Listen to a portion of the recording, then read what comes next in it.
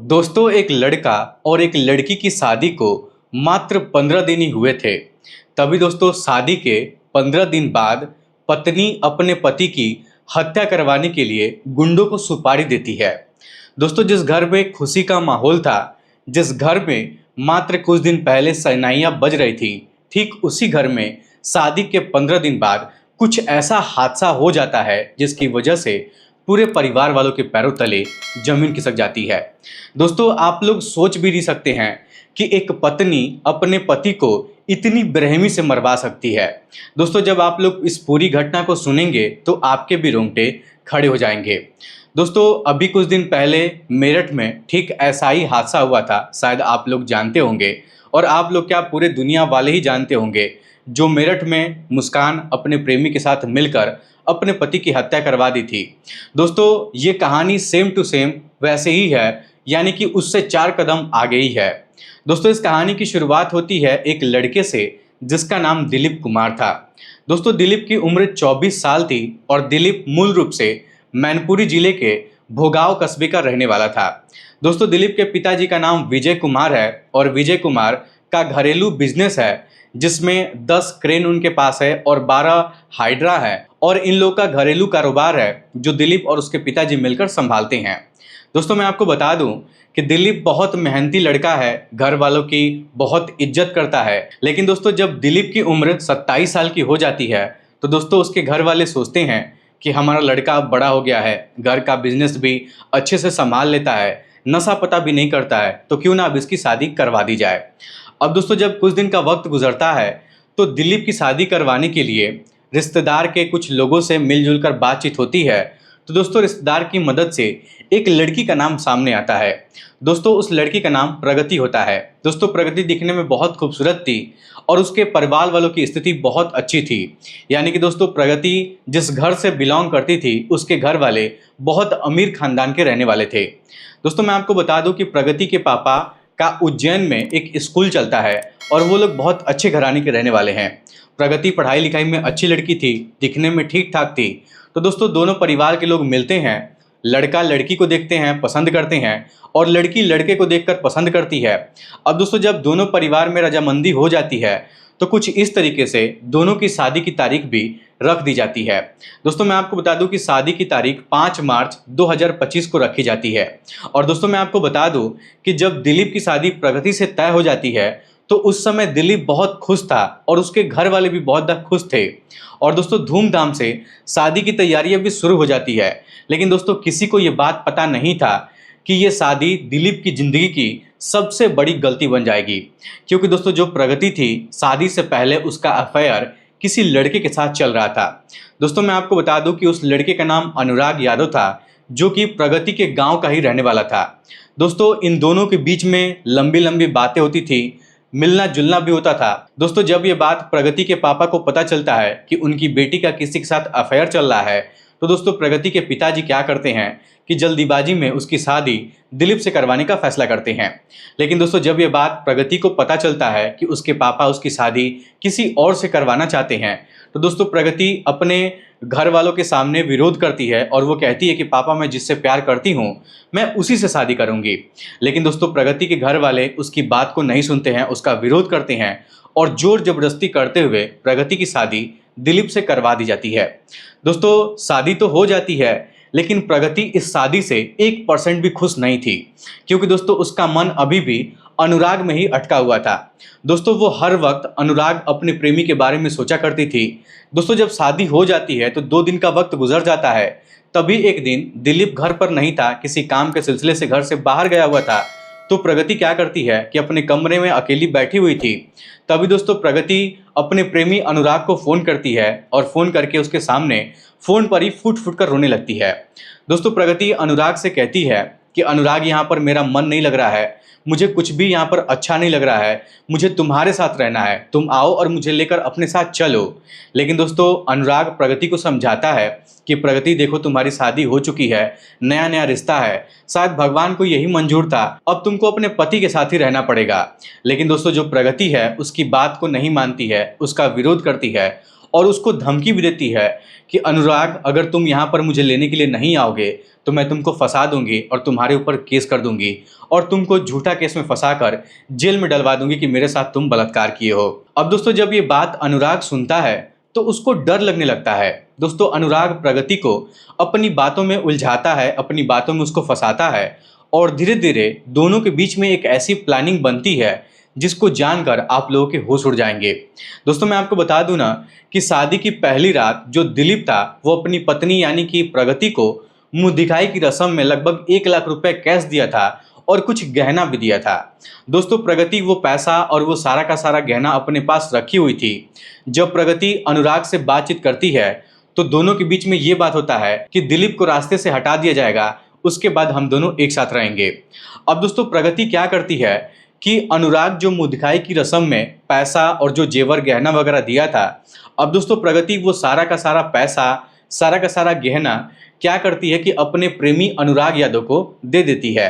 अब दोस्तों अनुराग क्या करता है कि वो सारा का सारा पैसा, सारा का सारा गहना उठाकर कुछ गुंडों को ले जाकर दे देता है।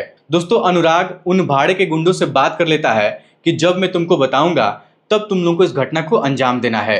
अब दोस्तों इसी बीच में 2 दिन का वक्त गुजर जाता है जब फिर से दिलीप काम के सिलसिले से अपने घर से कन्नौज की तरफ चला जाता है। तो दोस्तों प्रगति दिलीप को फ़ोन करती है और फ़ोन करके व्हाट्सएप पर उसका लोकेशन मंगवाती है और फिर वही लोकेशन अनुराग के मोबाइल पर भिजवा देती है। अब दोस्तों अनुराग जो कि उसका प्रेमी होता है, अब वो क्या करता है कि उस लोकेशन को उन गुंडों के पास भेज देता है। तभी दोस्तों प्रगति दिलीप को फ़ोन करती है और दिलीप से कहती है कि दिलीप देखो ना, मेरे पेट में बहुत दर्द हो रहा है, मुझे अभी के अभी अस्पताल जाना पड़ेगा, तुम जहाँ भी हो तुरंत घर पर आ जाओ। अब दोस्तों दिलीप जब ये बात सुनता है कि मेरी पत्नी की तबीयत खराब है तो वो दौड़ते हुए भागते हुए कन्नौज से अपने घर की तरफ आने लगता है। लेकिन दोस्तों दिलीप का लोकेशन पहले से ही उन गुंडों के पास भेज दिया गया था, तो वो सभी गुंडे दिलीप का पीछा करने लगते हैं। अब दोस्तों जब एक सुनसान जगह आता है, एक जंगलों वाला इलाका आता है, तो गुंडे क्या करते हैं कि दिलीप की गाड़ी के सामने आकर खड़े हो जाते हैं। अब दोस्तों दिलीप गाड़ी रोकता है और उतर कर कहता है कि भाई साहब आप लोग ये सब कैसी हरकतें कर रहे हैं, बीच रास्ते में आप लोग खड़े हो गए हैं, कम से कम आने जाने के लिए रास्ता छोड़ दीजिए। तभी दोस्तों वो सभी गुंडे क्या करते हैं कि अपनी गाड़ी से नीचे उतरते हैं और फिर दिलीप के ऊपर गोलियों की बौछार कर देते हैं और फिर उसको मारकर वहीं पर एक खेत में फेंक दिया जाता है और फेंक कर वहां से ये सभी फरार हो जाते हैं। अब दोस्तों मैं आपको बता दूं कि दिलीप उस खेत में कई घंटे तक पड़ा हुआ था, वहीं पर वो तड़फ रहा था। लेकिन दोस्तों तभी एक व्यक्ति उस रास्ते से गुजर रहा था तो उसकी नज़र दिलीप पर पड़ जाती है। दोस्तों उस समय दिलीप एकदम से अधमरा हो चुका था। वो व्यक्ति तुरंत पुलिस को खबर देता है कि यहाँ पर अज्ञात लाश पड़ी हुई है, आप लोग आकर देख लीजिए। तब दोस्तों पुलिस वाले तुरंत वहाँ मौके पर पहुँचते हैं और फिर दिलीप को वहाँ से उठाकर अस्पताल में भर्ती कराया जाता है। लेकिन दोस्तों 21 घंटे तक उसका अस्पताल में इलाज चलता है और उसके शरीर में जितनी भी गोलियां लगी हुई थी उसको निकाली जाती है। लेकिन दोस्तों उसके बावजूद भी उसकी जान नहीं बच पाती है। वो बेचारा अपने घर परिवार, अपने माँ बाप को छोड़कर इस दुनिया से चला जाता है। अब दोस्तों जब ये बात दिलीप के घर वालों को पता चलती है कि उसके साथ ऐसा हादसा हो गया है, कोई उसको जान से मार दिया है, तो दोस्तों दिलीप के पिताजी फौरन अस्पताल में पहुंच जाते हैं और फिर जब अपने बेटे को इस हालत में देखते हैं तो उनके पैरों तले जमीन खिसक जाती है। दोस्तों उसके पिताजी एकदम से फूट फूट कर रोने लगते हैं। तभी दोस्तों दिलीप के पिताजी गुस्से में पुलिस वालों से कहते हैं कि सर मैं आप लोगों से हाथ जोड़कर विनती कर रहा हूं, अगर आप लोग मेरे बच्चे को इंसाफ दिला सकते हैं तभी इस केस का एफआईआर दर्ज करिएगा, नहीं तो एफआईआर दर्ज मत करिएगा, मैं अपने बेटे को खुद इंसाफ दिलाऊंगा। अब दोस्तों पुलिस वाले क्या करते हैं कि जल्दी जल्दी एफआईआर दर्ज करते हैं और फिर जहां पर इस घटना को अंजाम दिया गया था दोस्तों वहां से सीसीटीवी फुटेज निकलवाए जाते हैं और जब वीडियो को ध्यान से देखा जाता है तो वीडियो में दिखाई देता है कि अनुराग जो है वो दिलीप का पीछा कर रहा था और अनुराग एक ढाबे पर रुका भी था, उसके साथ कुछ और लड़के भी मिले जुले थे जिनके हाथों में बंदूक था। अब दोस्तों ये सब कुछ कैमरे में कैद हो गया था। उसके बाद दोस्तों पुलिस वाले क्या करते हैं कि दिलीप के मोबाइल के जब सीटीआर निकलवाते हैं, उसके व्हाट्सएप को खंगालते हैं, तो दोस्तों उसके व्हाट्सएप से सारे प्लानिंग का जो खुलासा है वो हो जाता है। पुलिस वालों को समझ में आ जाता है कि किस तरीके से इस घटना को अंजाम दिया गया है और किसका सबसे बड़ा हाथ है। अब दोस्तों पुलिस वाले तुरंत प्रगति को गिरफ्तार करते हैं और जब कड़ाई के साथ उससे पूछताछ की जाती है तो दोस्तों प्रगति पुलिस वालों के सामने टूट जाती है और फूट फूट कर रोने लगती है। दोस्तों वो दिन था शनिवार और शनिवार के दिन जब पुलिस वाले प्रगति से पूछताछ करते हैं तो प्रगति बताती है कि इस शादी से मैं खुश नहीं थी, दिलीप से मेरा कोई भी लगाव नहीं था, वो मुझे पसंद था ही नहीं। लेकिन मेरे घर वाले ज़बरदस्ती मेरी शादी दिलीप से करवा दिए थे, लेकिन मैं तो अनुराग से प्यार करती थी और उसी के साथ रहना चाहती थी, इसीलिए हम दोनों मिलकर ऐसा कदम उठाए हैं। अब दोस्तों पुलिस वाले क्या करते हैं कि प्रगति से पूछते हैं कि तुम्हारे साथ और कौन था, इस घटना में कौन मिला हुआ है जो तुम्हारा साथ दिया है और इस घटना को अंजाम दिया है। तब दोस्तों प्रगति अपने प्रेमी अनुराग का नाम बताती है और प्रेमी के साथ जो शूटर आया हुआ था दोस्तों उसका नाम रामजी था, तो उसका भी नाम बताती है। अब दोस्तों ये पुलिस वाले क्या करते हैं कि इन दोनों को गिरफ्तार करते हैं और फिर प्रगति को भी गिरफ्तार किया जाता है और फिर दोस्तों कार्रवाई करते हुए इन तीनों को जेल के सलाखों के पीछे डाल दिया जाता है। दोस्तों प्रगति, उसका प्रेमी और जो शूटर था, ये तीनों लोग अभी भी जेल में बंद है और आज भी इनके ऊपर मुकदमा चल रहा है। दोस्तों मैं आपको बता दूं कि इस पूरी घटना में गलती सिर्फ प्रगति की नहीं है, बल्कि दोस्तों गलती प्रगति के माता पिता की भी है। क्योंकि दोस्तों जब ये बात प्रगति के माता पिता को पहले से ही जानकारी थी, पहले से ही उनको पता था कि उनकी बेटी किसी और से प्यार करती है, उसी से शादी करना चाहती है, उसी के साथ अपना जीवन बिताना चाहती है, तो दोस्तों शायद प्रगति के माता पिता को दिलीप से उसकी शादी नहीं करवानी चाहिए थी।